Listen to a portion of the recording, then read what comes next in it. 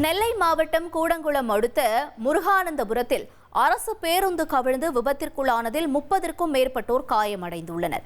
இதுகுறித்த கூடுதல் தகவல்களை செய்தியாளர் ருக்மணி வழங்கிட கேட்கலாம். ருக்மணி, வணக்கம். காயமடைந்தவர்கள் தற்பொழுது எங்கிருக்கிறார்கள், அவர்கள் நிலை என்ன, விபத்து தொடர்பான தகவல்களையும் பகிர்ந்துக்கோங்க. வணக்கம். திருச்செந்தூரிலிருந்து கன்னியாகுமரி நோக்கி அரசு பேருந்து ஒன்று சென்று கொண்டிருந்தது. இந்த பேருந்தை கன்னியாகுமரியைச் சேர்ந்த பெஞ்சமின் பிராங்க்லின் என்பவர் ஓட்டி சென்றார்.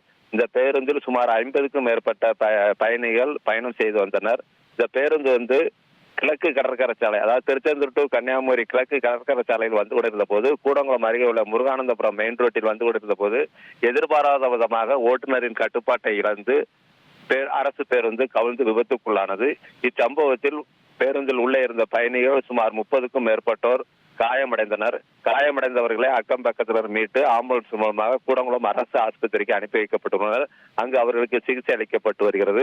இச்சம்பவம் தொடர்பாக கூடங்குளம் போலீசார் வழக்கு பதிவு செய்து விசாரணை மேற்கொண்டு வருகின்றனர். தகவல்களுக்கு நன்றி ருக்மணி.